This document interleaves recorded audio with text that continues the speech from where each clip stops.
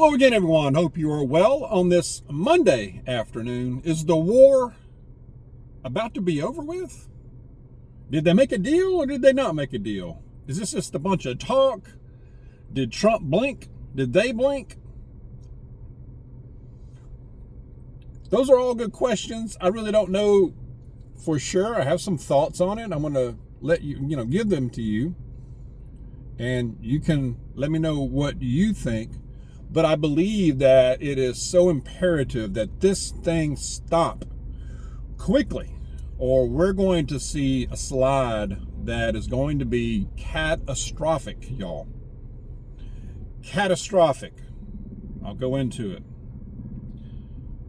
Also, some other little news item here I will go into. I have a terrific passage I will share with you towards the end of the video that is very, very encouraging. It's very positive. First, I'm going to share a story that Mrs. Dog shared with me this morning. It said that, it wasn't early this morning, but anyway, Senator John Kennedy, I like that guy, said that he tried to pass a resolution to stop the pay for senators during any government shutdowns. But the Democrats objected without explaining why. So right now, the TSA is not getting paid. The Department of Homeland Security is basically not being funded right now. And a big part of that is the TSA agents in the airports are not being paid. And from what I see and what I hear from other people, and I heard from a coworker earlier who flew over the weekend into Atlanta, and said it was an absolute nightmare. Absolute nightmare. People were so pissed off. She was like, I'm surprised somebody didn't just go off and really do something super crazy. She was expecting it, but luckily they didn't. But anyway, yeah, I mean, any kind of shutdown where federal employees aren't getting paid, especially the military, they shouldn't get paid either. Senators, Congress members, they shouldn't get paid. But they're not going to stop their pay, are they? Because if you stop their pay, I bet you they'd come to the table and figure something out, hammer it out, wouldn't they? They'd figure it out pretty quickly, I imagine. I imagine they would. Did Trump blink? Now he's claiming that he spoke to somebody high up in the current Iranian regime the last few days. Because if you recall, what was it? Well, almost 48 hours ago, he said that he put out a 48-hour ultimatum that if they didn't fully reopen the Strait of Hormuz, that he would destroy or start destroying the Iranian energy sites and their power stations, their power plants.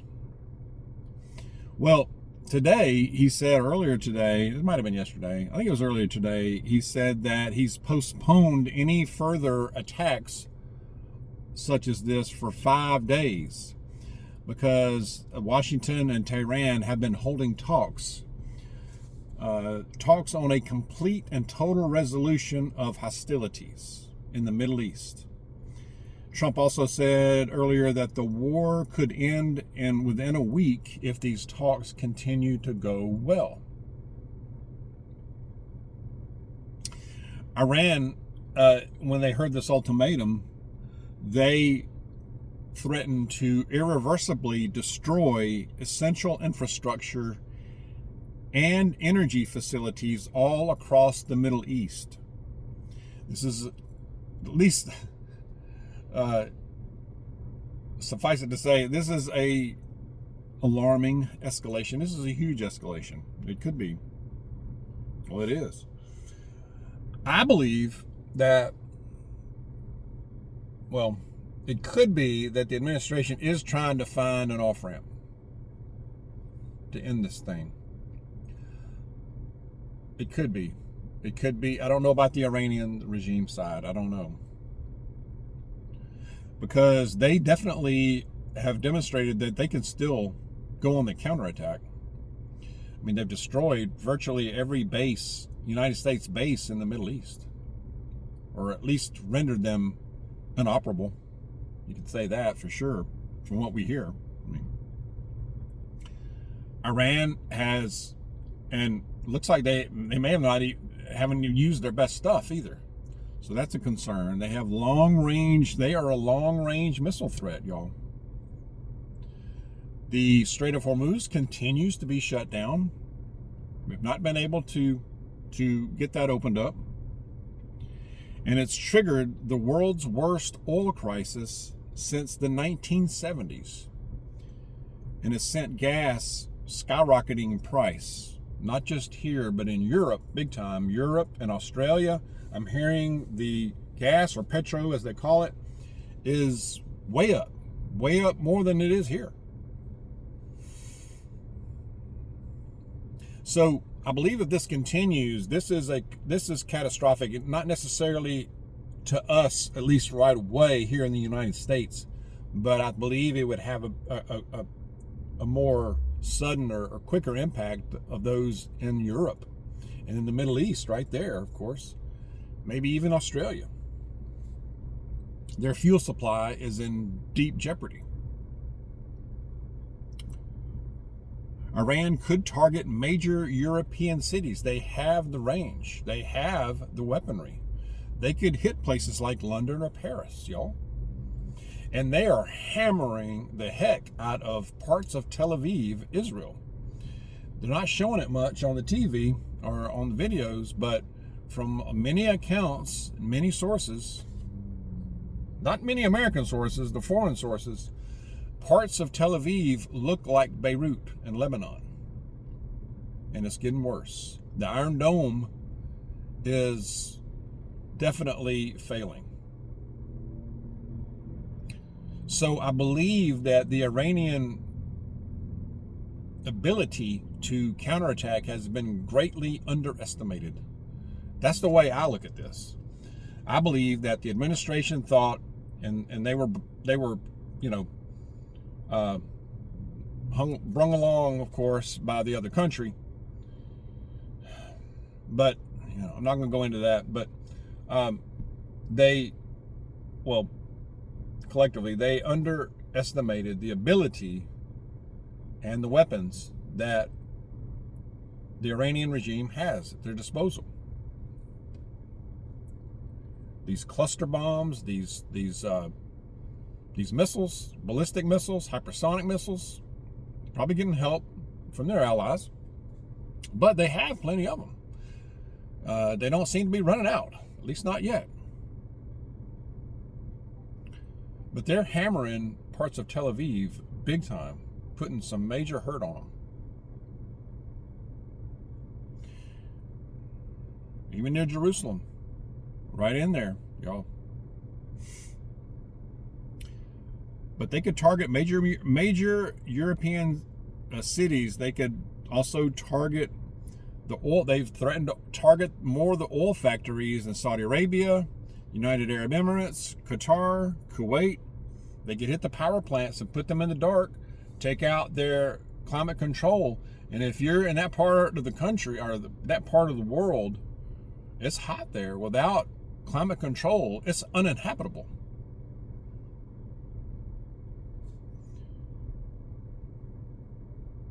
And they haven't even enlisted the Houthis yet. They could bring that in. That's a whole nother element and an enemy to deal with. They could also employ sleeper cells like they threatened to, and like people have been talking about. They could really do that. Maybe they've held back on that. We don't really know for sure. We don't really know. But I believe they've underestimated it. And I wouldn't put too much stock in what he's saying. With Trump, like most presidents, we need to watch and judge it by actions, not so much just the words. Because this talk of peace and we've come into a resolution, and we've got it could be a 5-day delay, or a 5-day whatever you want to call it, a postponement of the threat of hitting their power plants. But I wouldn't necessarily believe that this is done, that this is over. In fact, I don't think it is. I think this is going to just keep going and resume. I really do. I mean, if you're on the Iranian side, I mean, maybe they hold more cards now. Maybe they don't. They might.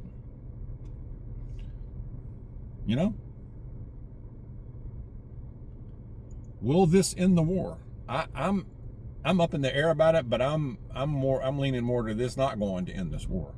I hope it does. I truly do, because this could mean hyperinflation for us, at least eventually. It's going to, at the very least, higher prices on fuel and everything. There's your food insecurity. Prices going up almost every dang month anyway, every week in here. You can see shortages. You can see rationing. You can see gasoline rationing. You can see limits for gasoline. The gasoline can keep going up too. It probably already is. This thing, if this doesn't do it, if this doesn't stop this war, I believe it could spiral so out of control that I believe it would be very, very difficult to get it under control and stop, y'all, without something very catastrophic happening. And it's very terrible. I mean, it's terrible as it is, of course. You know, it would make our cost of living issue and affordability crisis deepen big time. Big time. And also, you know, whether this ends the war or not, what's the true number of casualties? On all sides. Not just American side. What's the true number of casualties? I mean, they're telling us 13 on the American side. I find that very difficult to believe, y'all. I really do. I mean, and if it's not true, if it's more than 13, which I believe it's more than 13, how can they keep that down? How can they keep that quiet? Now, they probably, and if that's the case, they probably can for now, but the truth will come out. I mean, they have, these soldiers have families. It will get out, and that will be terrible. What's the extent of the damage to United States bases? What's the extent of the damage to our Navy ships? Have they really been hit? Or, you know, I hear somewhere on fire, or are they in for repairs? How did that happen? I mean, what caused them to have repairs? What caused? I read something about some kind of a fire in an engine room or some kind of stuff. I think it was the Gerald Ford had to go back in for repairs because of this. Was it really just some weird accident? We're only getting a fraction of the information, y'all. We really want to know. It's okay. Let us know. We can handle it, I believe, right? But as far as United States military casualties, a lot of what I'm hearing in chatter is at least 1,000 as far as fatal. Wounded, who knows? The wounded casualties could be definitely in the hundreds or more, probably more. But I really do hope this ends it, but I really don't think it's going to. And who are they talking to? I know in one of the interview Trump was doing, he said he wasn't even sure if the Ayatollah, the son of the late Ayatollah, if he's even alive even. So who are they talking to? Does this person really have power, or is this just somebody that's in the chain somewhere that really doesn't make all the decisions? Is it just a back channel or something like that? You know, we don't know. But what we do know is we need to keep preparing. We need to keep stacking where we can, keep the powder dry. Keep your awareness up, y'all. I mean, what was it? Sunday, Saturday, the government come out again with a big warning to Americans everywhere to just be on guard, to be aware of your surroundings. So, you know, we need to keep our awareness up just in case, y'all. Be alert. Be alert. Be observant of what people are doing around you. If it don't seem right, if something seems off, it probably is. So share your thoughts. Keep on preparing. Keep the faith. I'm going to go ahead and go to a passage. Almost forgot. I can't forget the passage. We're in Psalm chapter 34. Yep. Psalm chapter 34, verse 17 and 18. The righteous cry out, and the Lord hears and delivers them out of their troubles. The Lord is near to those who have a broken heart and saves such as have a contrite spirit.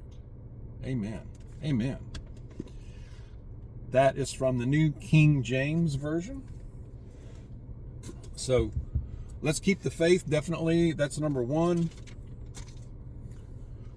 Let's continue to increase any measure of self-sufficiency.